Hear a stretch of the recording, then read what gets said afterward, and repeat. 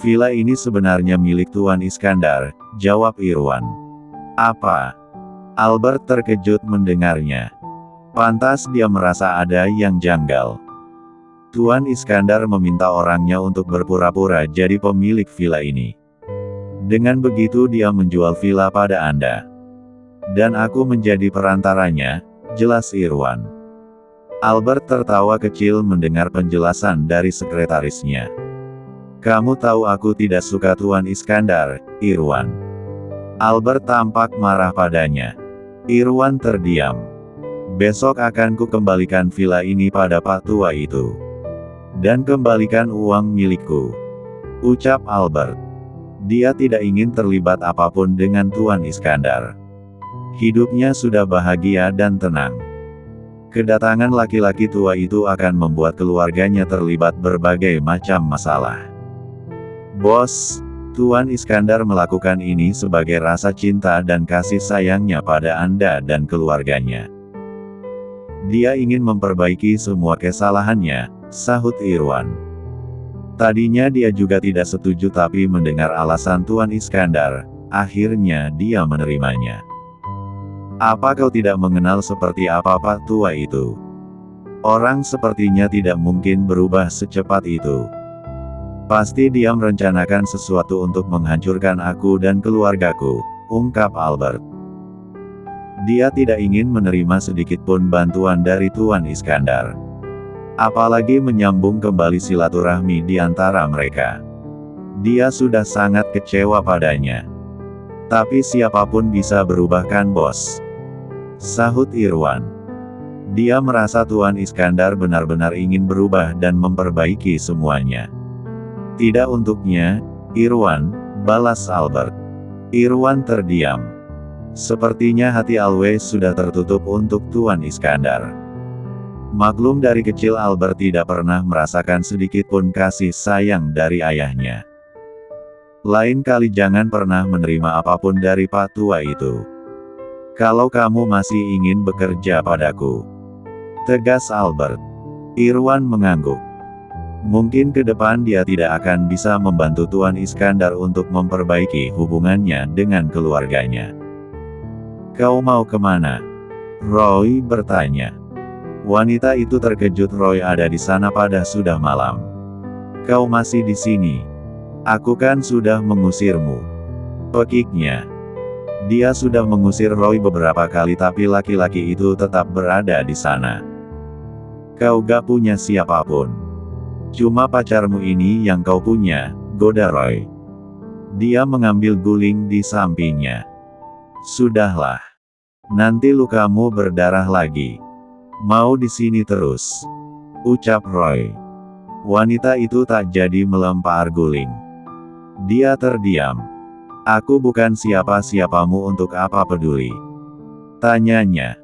Aku laki-laki sejati. Ada wanita cantik yang dipepet terus, jawab Roy. Guling yang tadinya diam di tempat terbang ke arah Roy. Untungnya Roy berhasil menangkap guling itu lalu menciumnya. Ih, dia makin sebel. Sekarang guling yang aku cium. Besok kamu, goda Roy. Wanita itu makin kesal. Laki-laki itu terus mengombal. Besok keluargaku akan datang ke sini menjengukmu, ucap Roy. Apa? Menjengukku? Dia terkejut mendengarnya. Iya. Roy mengambil buah pisang di atas meja lalu memakannya. Menunggu di sana membuatnya lapar. Mana Anton dan Sobri juga ikut di sana, mereka berada di luar. Untuk apa mereka ke sini? Aku bukan siapa-siapanya, ucapnya. Keluargaku orang-orang yang baik. Mereka memperlakukan manusia sebaik mungkin. Termasuk Anton dan Sobri. Dulunya mereka maling sepertimu. Berkat keluargaku, Anton dan Sobri memiliki tempat tinggal dan pekerjaan. Memanusiakan manusia itu cara menjaga perdamaian dan kebahagiaan kita semua, sahut Roy. Dia terdiam mendengarnya. Selama ini dia selalu berpikir tidak ada manusia yang peduli padanya dan keluarganya. Semua orang hanya mementingkan dirinya masing-masing. Sampai keluarganya mati dalam perut kosong. Di dunia ini banyak orang egois. Memperkaya diri sendiri dan tak peduli dengan orang lain. Tapi bukan berarti semua manusia seperti itu. Ada banyak manusia yang memiliki cinta dan kasih sayangnya untuk sesamanya. Mereka tulus dan ingin melihat orang lain bahagia juga sepertinya, sambung Roy. Kedua netra wanita itu berkaca-kaca. Dia jadi teringat keluarganya. Andai waktu itu keluarganya dipertemukan dengan orang-orang yang tulus, mungkin keluarganya masih ada sampai sekarang. Kau akan punya rumah baru, keluarga baru dan pekerjaan baru, ucap Roy. Tapi aku membutuhkan banyak uang, sahutnya. Roy mengernyitkan alisnya. Dia penasaran dengan apa yang diucapkan wanita itu. Ada sebuah panti asuhan di pinggiran desa. Panti asuhan itu hampir saja roboh. Jangankan bangunannya, banyak anak-anak panti kekurangan makanan. Tak jarang mereka berpuasa, ucapnya. Roy tersentuh mendengar cerita yang diungkapkan wanita itu. Ternyata alasan dia mencuri untuk itu. Pantas dia sampai nekat. Padahal kalau untuk dirinya sendiri tentu dia mampu. Aku akan membangun panti asuhan itu dan menjadi donatur utama di sana. Kau tidak perlu khawatir, ucap Roy. Emang kau bukan pengangguran? Wajahmu saja tak meyakinkan. Kayak cowok Makondo, sahutnya. Tidak bisakah kau berpikir positif tentangku? Dari kemarin kau selalu menuduhku. Kesannya aku ini cowok gak bener, protes Roy. Emang? Udah terbukti gak bener. Nyium aku tanpa izinku. Belum nikah lagi. Kalau cowok bener gak mungkin begitu, sahutnya. Kemarin itu kepepet. Abis kau menawanku. Otomatis aku nyari cara buat kabur. Paham strategi gak sih, Neng? Roy heran, cewek ini selain galak, mengungkit mulu apapun kesalahannya. Strategi gak perlu nyium segala. Itu namanya modus. Situ yang nyium duluan. Aku cuma dapat rejeki dadakan, balas Roy. Dia terlihat malu meskipun kesal dengan Roy. Emang sih dia yang nyosor duluan meski gak sengaja. Pelaku teriak korban. Padahal aku di sini yang korban, ucap Roy. Dia memilih tidur. Membelakangi Roy. Malas membahas lagi. Siapa namamu? Aku lupa. Roy bertanya. Roy. Dia hanya diam. Tak menggubris ucapan. Sahlaya atau sahwa? Atau sah-sah? Roy terus ngoceh. Wanita itu menutup telinganya dengan selimut. Tak ingin mendengar apapun yang keluar dari mulut playboy umbar gombalan setiap saat. Roy hanya tersenyum tipis. Dava, kakek tua yang kemarin kakek kita beneran. Bukan hantu kan? Tanya Kenzo. Hantu tidak ke sawah di siang hari, Kenzo, jawab Dava. Tapi mukanya seram, ucap Kenzo. Wajah Tuan Iskandar memang sangar. Memang. Aku pun mengira kakek itu badut, ternyata kakek kita yang hilang, sahut Dava sambil mengelus ulat kesayangannya. Bukannya badut lucu? Kenzo bertanya. Tapi kan wajahnya seram. Bibirnya aja merah. Pipinya putih kayak Mbak Kunti, jawab Dava. Putihnya pakai cat tembok Dava, celetuk Kenzo sok tahu. Aku pikir pakai lem, ucap Dava. Pakai lem ya, kaku wajah badutnya. Terdengar suara Albert menghampiri mereka berdua. Papa. Kenzo dan Dava tampak senang bertemu Albert. Buruan mandi. Titah Albert. Iya papa. Jawab keduanya. Calonnya Roy. Ibu Endang bertanya. Bukan, Bu. Aku juga tidak tahu siapa. Makanya kita ke sana untuk membesuknya, jawab Albert. Dia mengajak semua anggota keluarganya untuk menjenguk wanita yang dibawa Roy ke rumah sakit. Jangan-jangan korbannya Roy? Tebak Amara. Tahu sendiri Roy playboy kelas kakap. Masa sih? Bukannya Roy playboynya bohongan? Sahut Andin. Suaminya pernah cerita kalau tidak benar-benar playboy tapi untuk menghindari perjodohan dari Tuan Iskandar. Mungkin kali ini versi benerannya Kak. Orang kan kadang suka hilaf karena kebiasaan, ucap Amara. Bisa jadi. Aku juga gak yakin Roy menolong wanita itu. Jangan-jangan korbannya Roy. Kalau sampai benar nikahkan saja mereka. Sahut Albert. Dia malas memperpanjang masalah. Kalau sudah ketahuan salah langsung nikahkan. Nikahkan Roy dengan wanita itu? Tanya Ibu Endang. Iya, jangan lama-lama duda. Nanti karatan susah ngasahnya, jawab Albert. Sayang, bukannya kamu dulu juga duda karatan? Andin memanggil. Aku hanya bercanda, sayang. Biar adikku cepat nikah. Kalau perlu pawangnya galak biar gak tebar pesona kemana-mana. Kasihan anak orang di PHP-in doang, jawab Albert. Andin dan yang lainnya tertawa kecil.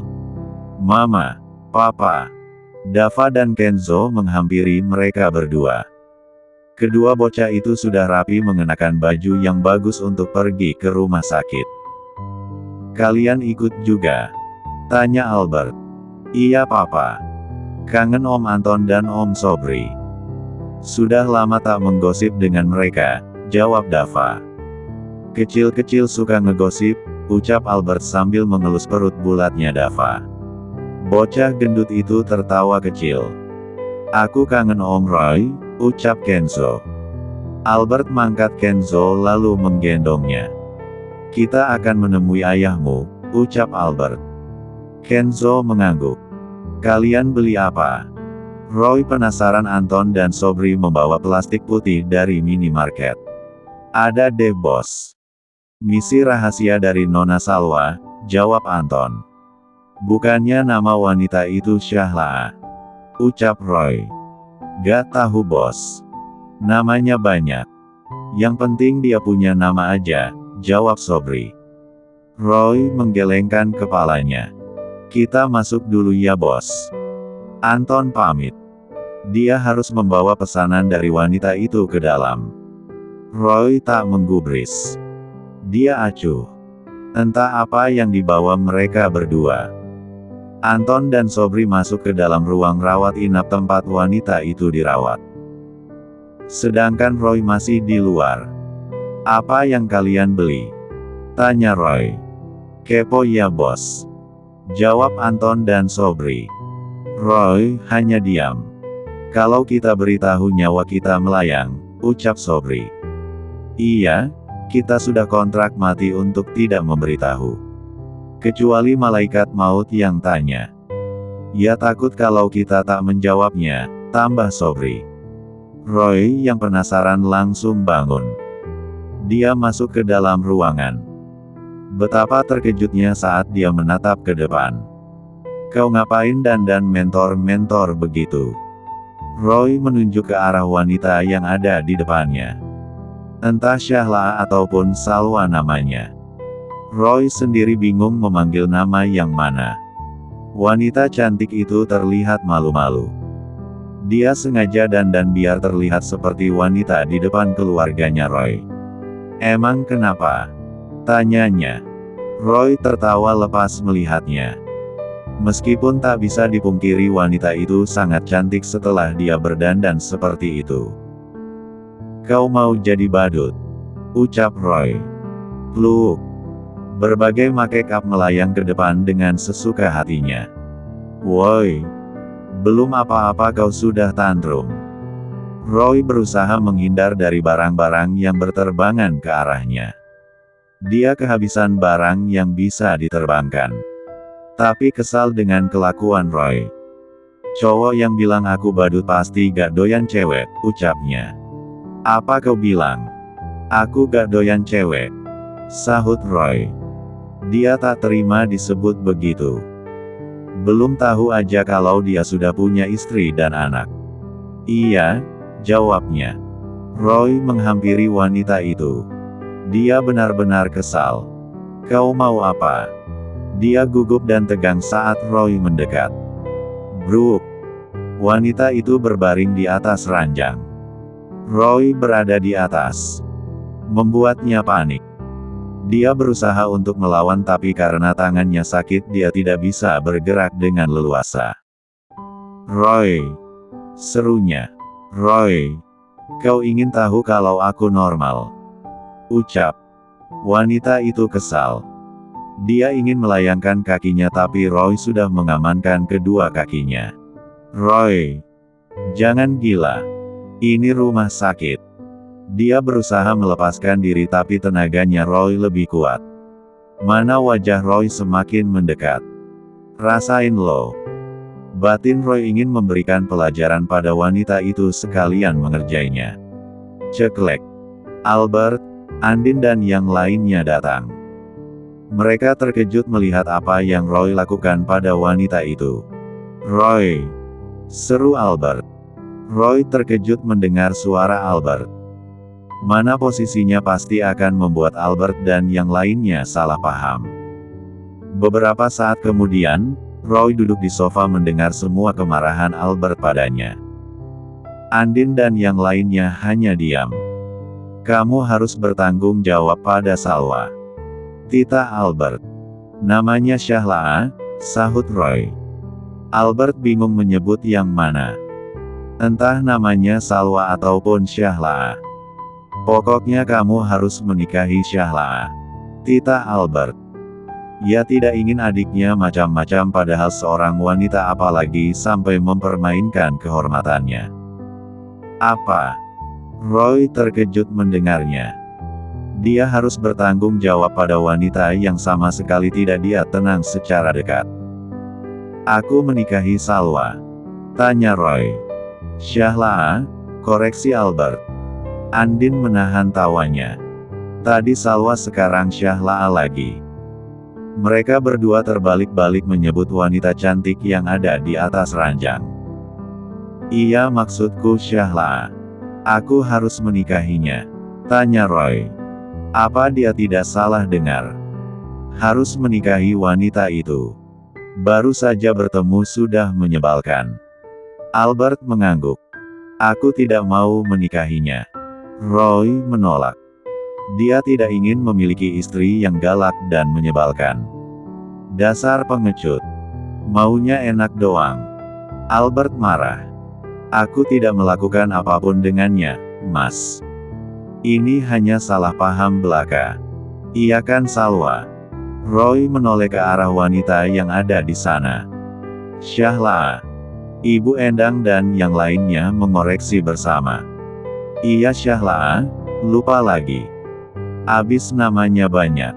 Aku bingung, sahut Roy. Ibu Endang dan yang lainnya geleng-geleng kepala. Syahla, apa benar Roy tadi hampir menutaimu?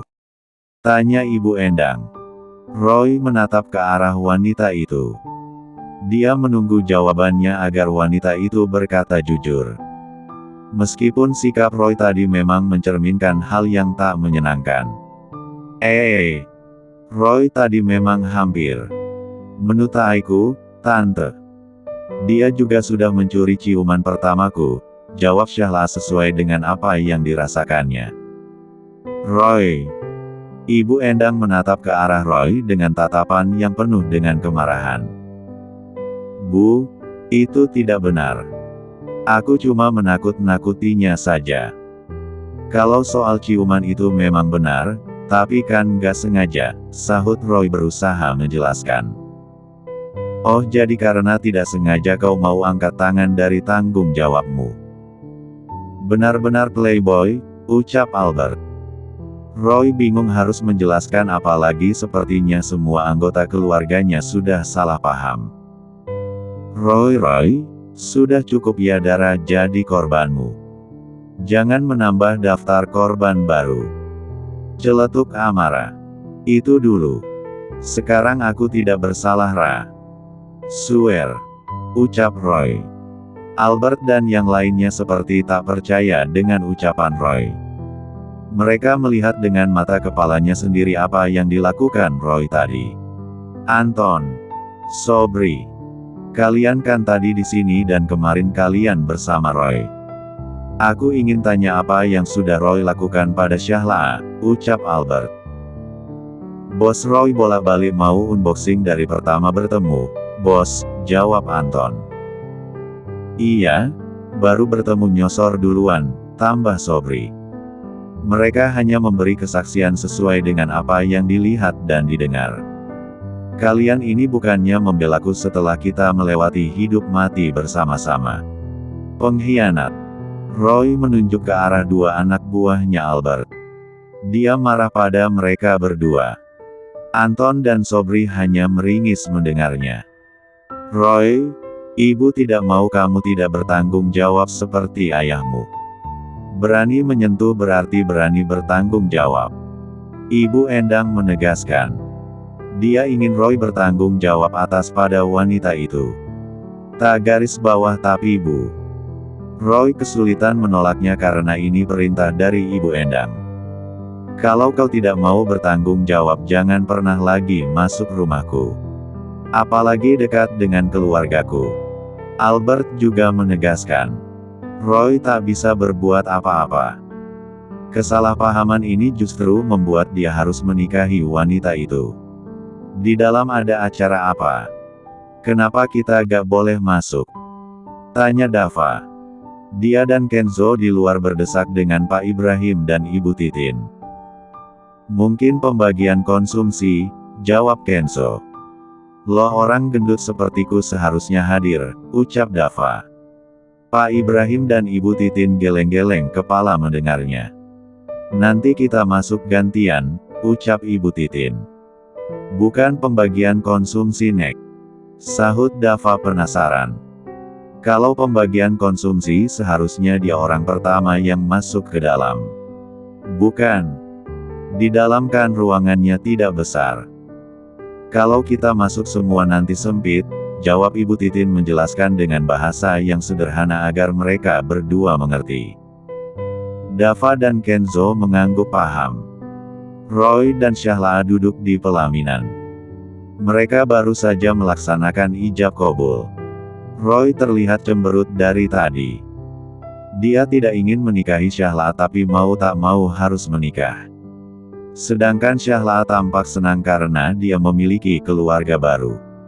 Selama ini dia kesepian karena keluarganya sudah meninggal. Om Roy kenapa diam terus? Dava bertanya pada Anton memperhatikan Roy yang hanya diam. Mungkin sakit gigi, jawab Anton. Atau terlilit pinjol, tambah Sobri asal sebut. Pinjol itu apa Om? Dava bertanya. Dia penasaran dengan sebutan pinjol yang sering diucapkan ibu-ibu. Apa iya? Sobri bingung menjelaskan.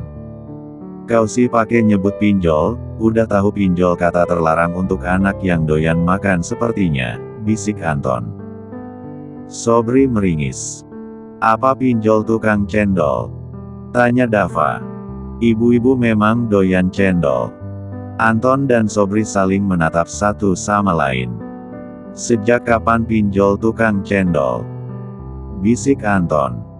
Ya aja. Yang penting lolos lembaga sensor untuk bocil-bocil, sahut Sobri.